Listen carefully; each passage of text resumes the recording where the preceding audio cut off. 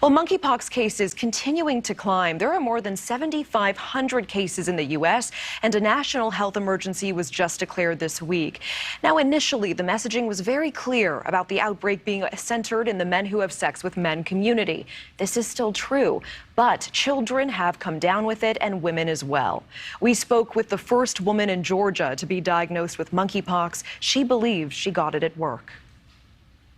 It was crazy. I was like, what is wrong with me? Like, wow. Camille Seaton says it was like a scene from a movie when doctors wearing protective suits told her she had monkeypox. Every doctor who would come into my room had a big old gas mask on and like bubble suits. And it made me feel really like alienated. Like, oh my gosh, like what's wrong with me for real? The 20-year-old tells us she checked herself into an Atlanta hospital about 3 weeks ago after noticing some strange looking bumps on her face. I even tried putting makeup over it. The makeup didn't do anything. Like the dots were so prominent, like on my face. And I was like, okay, that never happened to me before. I'm trying to hide a pimple.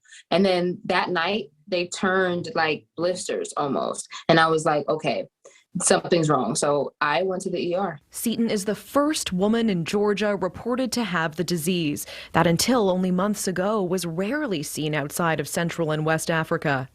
The Marietta resident thinks she contracted monkeypox working at her job as a gas station cashier. I say I got it from touching dirty money or touching surfaces, just not being mindful of what I'm touching, and then touching my face and then touching my hands and then touching my body. And out, because let's be for real, like not everybody washes their hands every 15 minutes. According to the CDC, anyone within close contact of someone with monkeypox can get it.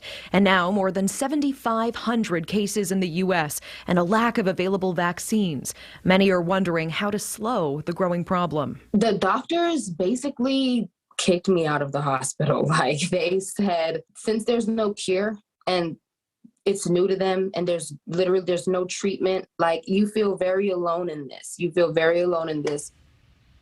And you really hear her talk about the isolation, the alienation. While Camille is healing from monkeypox, she cannot work. She is in isolation. There is a GoFundMe set up for people who would like to help. You can find it on our website, newsnationnow.com. And for more, we are joined by Dr. Anthony Harris. Dr. Harris, always great to see you. Thank you so much for being here. Thank you, Natasha. Good to see you. Good to see you. I do want to get your reaction after hearing that woman's story. She thinks she got monkeypox from her job as a cashier. How concerned should people be who work in industries where they are in high contact with different items and different people all day?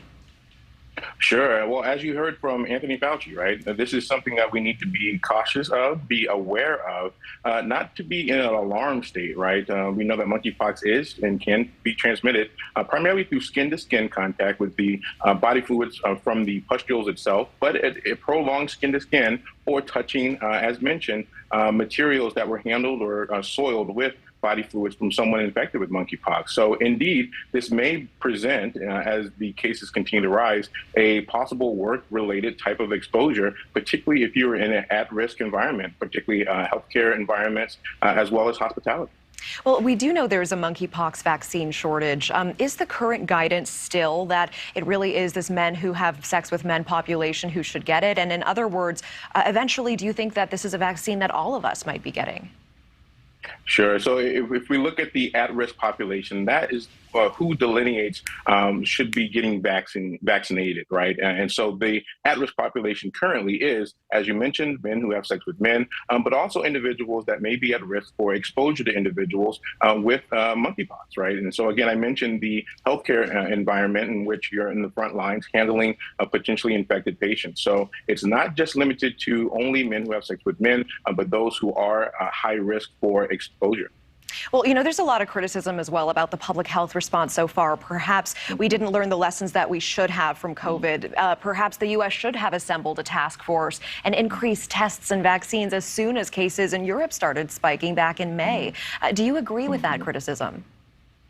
I don't, because what we see now and what the secretary has done, what the administration has done, has declared an appropriate emergency. An emergency definition is an illness or communicable disease that threatens population health, right, the public health. And so it's not, again, at this point in time, an alarm state of panic, so to speak. Like we saw early with COVID-19, but we need to be aware, we need to be cautious. And in particular, because of this declaration, we now can get access to funds that are appropriated to the Secretary, to the CDC, the emergency response funds that were allocated back in 2019 can be accessed as well. That's going to speed vaccination development, manufacturing, and distribution.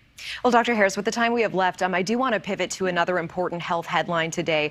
New York's health department saying that they fear hundreds of people may be infected with polio. What are you tracking with that story?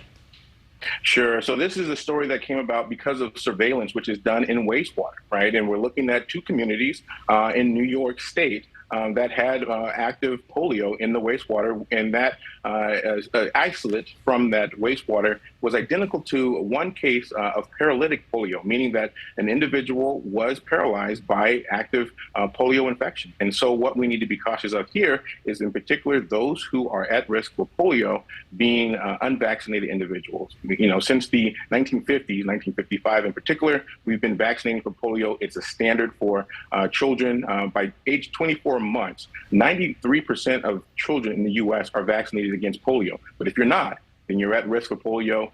Polio is here in the U.S. It is in New York, and we need to be cautious of it. All right, Dr. Harris, thank you so much for your time tonight. Appreciate it. My pleasure. Thank you. Thank you for watching. Go to newsnationnow.com to find News Nation on your television provider. And don't forget to click the red subscribe button below to get more of News Nation's fact-driven, unbiased coverage.